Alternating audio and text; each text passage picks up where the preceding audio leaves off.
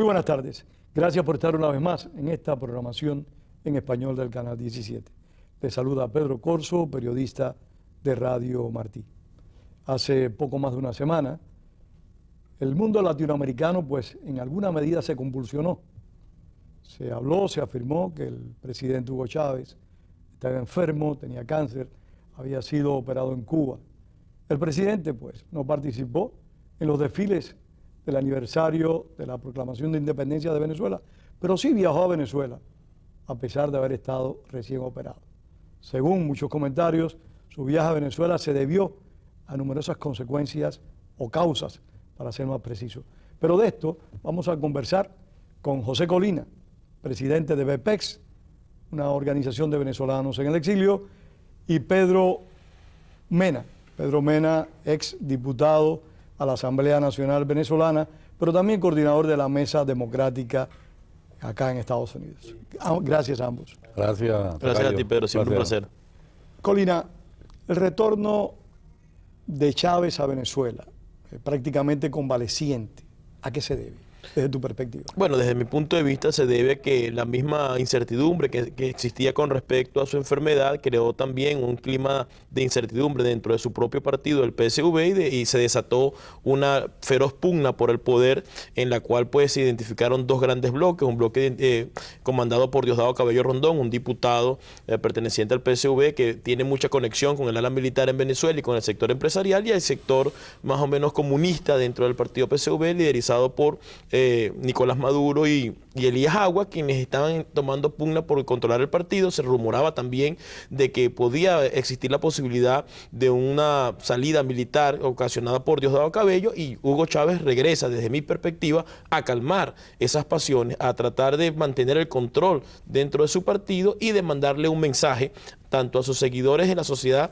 como a los miembros de su propio partido de que todavía, aunque él esté enfermo, puede mantener el control y apaciguar esa incertidumbre y esa pugna que había dentro del PSV.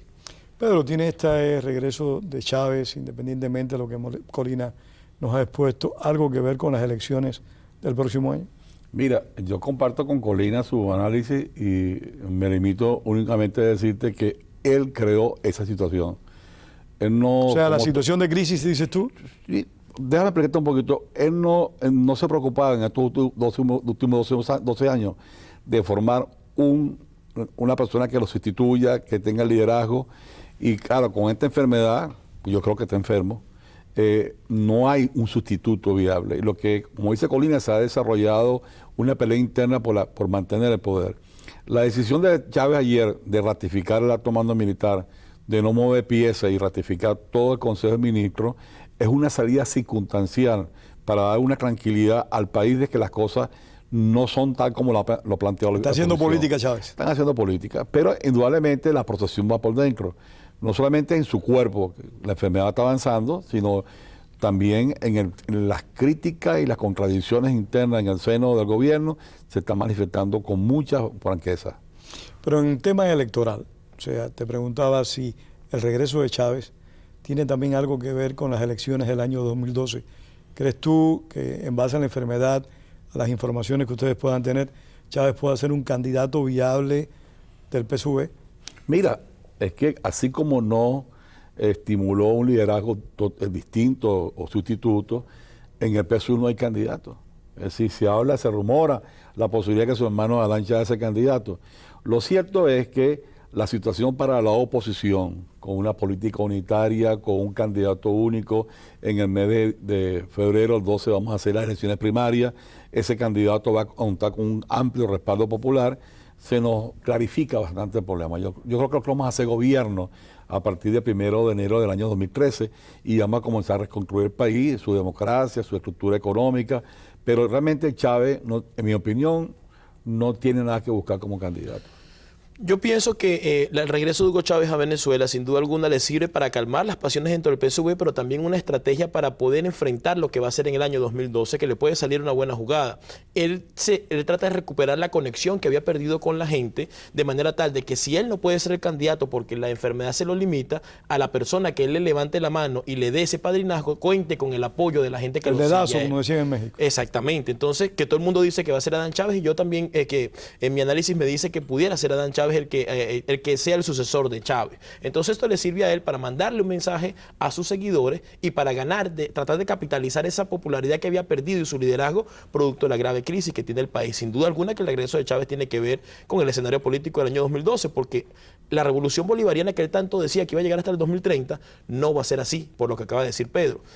Saliendo Hugo Chávez del escenario político, muere esa revolución bolivariana, muere su influencia dentro de Venezuela y también muere su influencia en el espectro de América Latina, donde a fuerza de una política de comprar las conciencias, de chantaje económico monetario, él ha tenido una gran influencia. Todo eso desaparece. Ahora, Colina, tú hace un momento aludiste el hecho de un eventual golpe de Estado en Venezuela. ¿Quiénes pueden ser los protagonistas de un eventual golpe de Estado si Chávez no puede imponer la calma que dice Pedro, que intentó con este rápido regreso a Venezuela y al ratificar tanto al alto mando como al gabinete? ¿Cuáles podrían ser esos escenarios? ¿Cuáles son los factores dentro del chavismo que pueden propiciar, y aún también fuera del chavismo, que pueden propiciar un movimiento militar? Algo que no se ha descartado nunca en la historia de ningún país latinoamericano por las tradiciones dolorosas y lamentables, pero tradiciones que existen. Bueno, ahorita hay 3 escenarios de golpe de Estado dentro de Venezuela. Uno que pueden darlo los cubanos, para nadie es un secreto de que los cubanos. Sí, los cubanos, las tropas cubanas que puedan ingresar a Venezuela y tratar de fomentar algo dentro del país para que Hugo Chávez se mantenga dentro del poder. Para nadie es un secreto de que la revolución de Fidel Castro en Cuba y de Raúl Castro depende de lo que pasa en Venezuela y ellos no van a dejar que eso se pierda. En un escenario muy complicado pudiera ser que tropas cubanas desembarcaran dentro de Venezuela, lo cual sería una estrategia errónea. ¿Y cómo lo asumiría el ejército de las Fuerzas Armadas venezolanas? Eso haría que los bandos que están dentro de la Fuerza Armada divididos se encuentren en un punto para defender la soberanía del país. Pero no descartemos ese escenario porque eso es posible.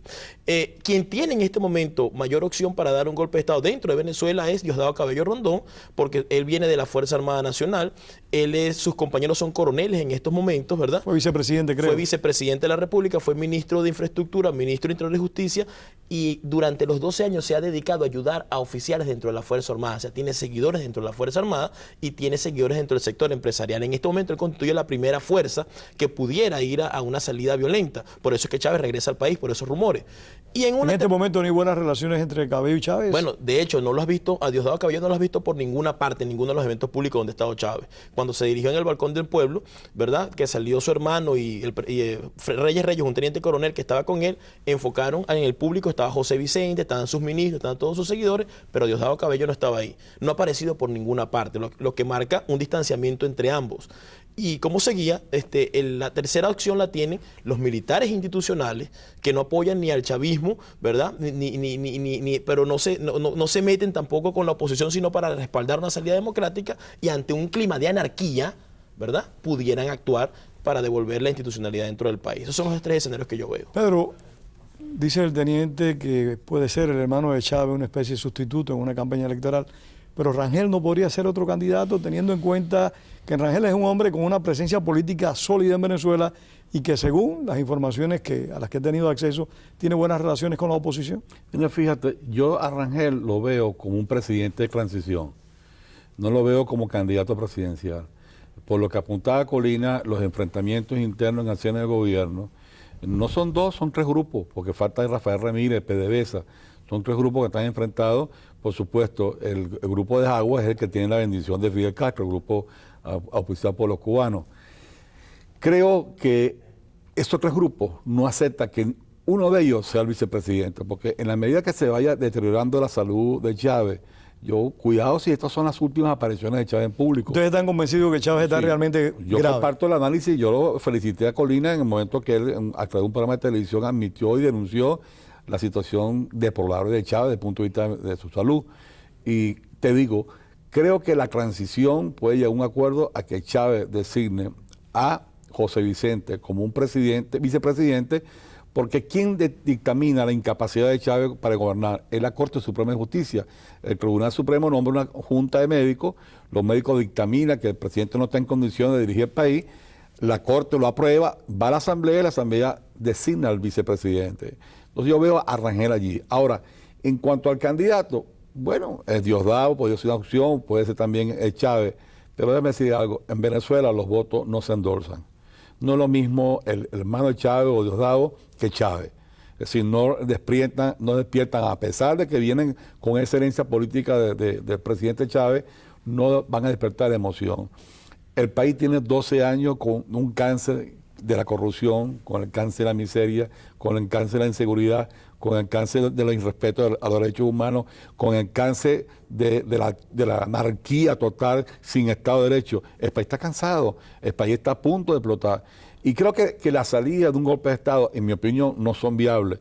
No son viables en este momento. Ahí tendrá que conciliar para lograr que se produzca una salida por la vía constitucional y se vaya a elecciones y que se respete el resultado electoral. Colina, las alternativas, por lo que nos está describiendo Pedro, pues son muy pocas. ¿Cuáles son las que tiene la oposición como tal, en tu opinión? Ustedes han logrado crear una mesa que ha coordinado o está manejando la mayor parte de las fuerzas de la oposición. No sé si las logra agrupar a todas, pero recordemos que cuando en las últimas elecciones no se logró presentar al menos un frente unido en lo que respectaba a los diputados del Parlamento Latinoamericano. O sea que hay individualidades, hay personalidades que siguen creyendo que ellos son los que tienen más opción y más posibilidades, y a la larga lo que pierde es el colectivo de la oposición.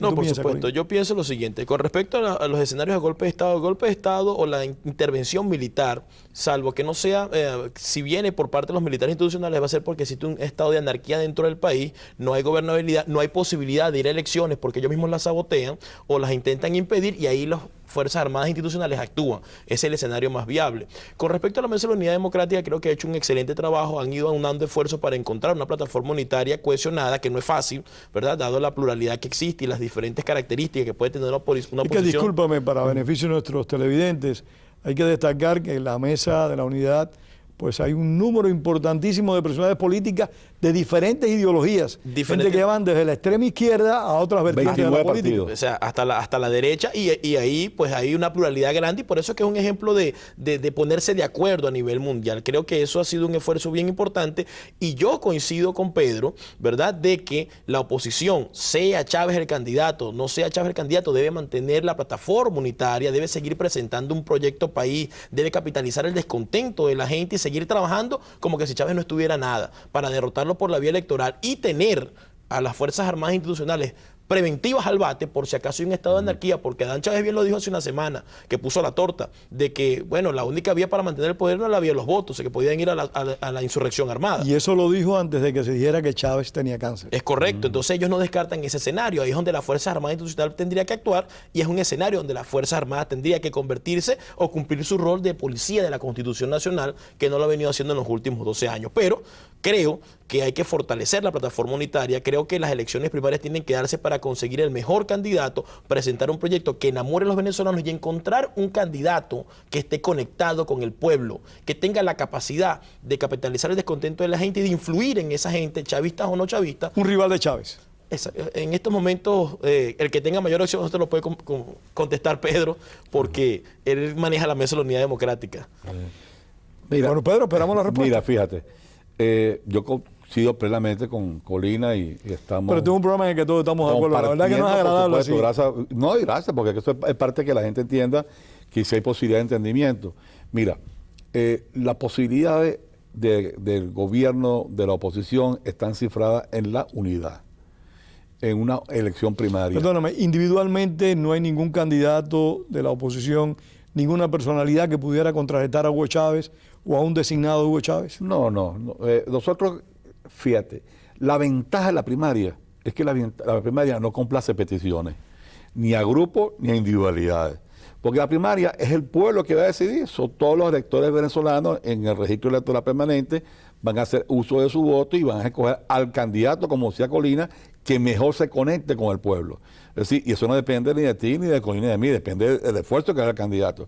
Eso es algo importantísimo. Es una experiencia nueva en Venezuela.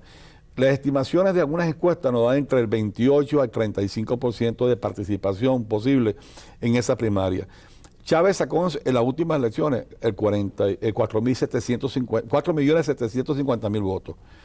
Si no lo logramos en estimación nuestra, es sacar 7 millones de personas a votar en la primaria. Si no logramos que 7 millones voten, júrenlo que el triunfo electoral es nuestro.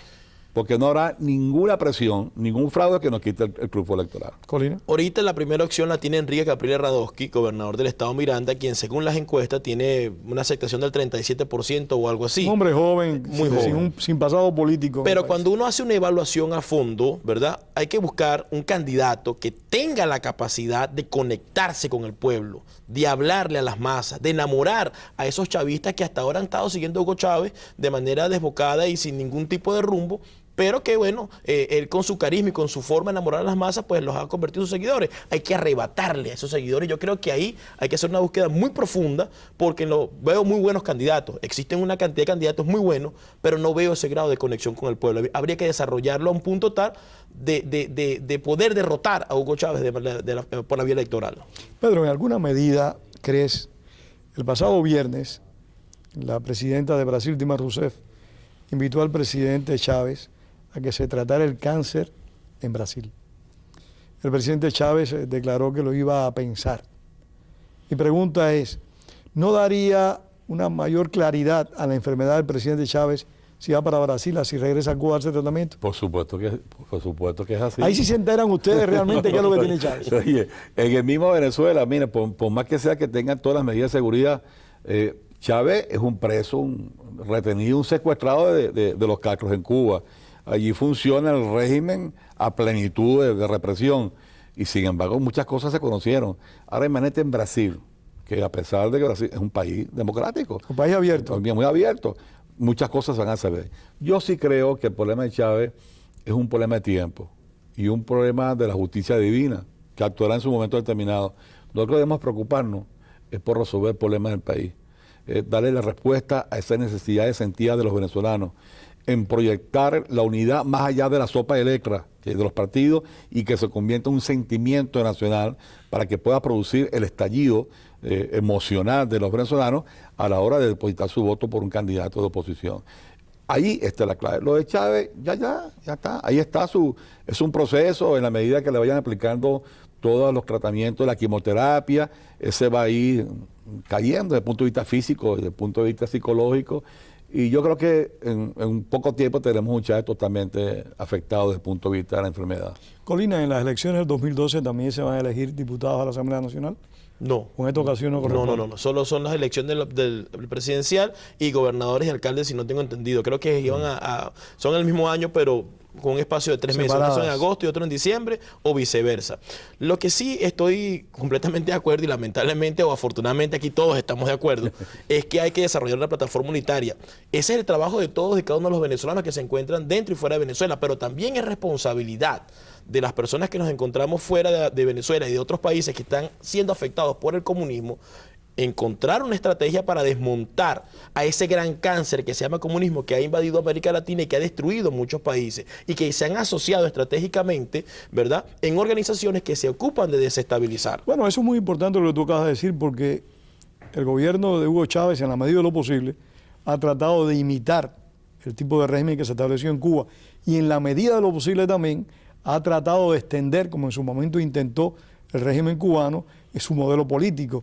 El ALBA, de lo que van ustedes a hablar el próximo lunes en la Casa Bacardí, es un ejemplo que sigue en cierta medida lo que fue la tricontinental en Cuba en los años 60, pero la situación de América Latina la quisiera abordar en los minutos finales. Perfecto. Mi pregunta, en la que tal vez no estemos de acuerdo, es la siguiente. ¿Creen ustedes que si Chávez vive, cuando se produzca un proceso electoral en Venezuela, va a respetar la decisión popular o va a violentar esa decisión popular si es contraria a sus intereses? Me voy a decir algo. Nosotros estamos en la línea democrática del voto. Nosotros vamos a ganar las elecciones, pero con toda responsabilidad decimos al mundo y a la comunidad internacional: si intentan desconocer el resultado electoral, como lo van a intentar, nosotros vamos a lanzar el pueblo a la calle. Ya. Y vamos a contar con el respaldo de los militares institucionalistas que van a plantear que se respete el derecho del voto expresado por el pueblo de Venezuela. Yo creo que has dicho una cosa muy importante. O sea, ustedes están jugando la vida democrática, pero a su vez están dispuestos a, si esas vías democráticas no son respetadas, pues a demandar en otras instancias sus derechos y los espacios que tiene el pueblo venezolano, Colina. Sí, es que ese es el escenario final y por eso todo vuelve a la participación contundente del pueblo y de la Fuerza Armada Nacional. Estamos claros y estamos convencidos de que Hugo Chávez no respetaría un resultado adverso que derrote a su revolución. Que no solo Hugo Chávez, proyecto. Colina, creo yo que mucha de la gente que está con él, porque serían muchas las personas a procesar y a ser afectadas en sus intereses si se produce un cambio hacia la democracia genuina en Venezuela. No, por supuesto, y es por eso que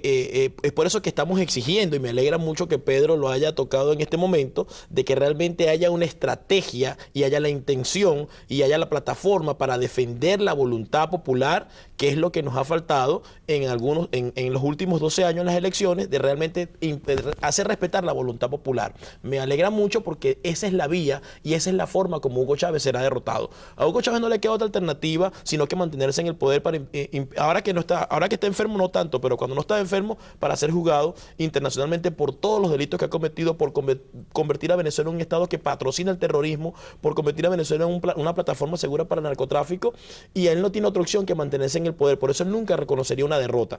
Y me alegra que lo diga porque yo pienso que en ese sentimiento y en esa vía de realizar esa plataforma unitaria contundente para defender el voto en la calle está la esperanza de la democracia en Venezuela. Si Chávez pierde el poder, ¿se cae el ALBA, en tu opinión? ¿O el ALBA en alguna medida Correa la puede mantener? No, ¿con qué dólares? ¿Con qué petróleo?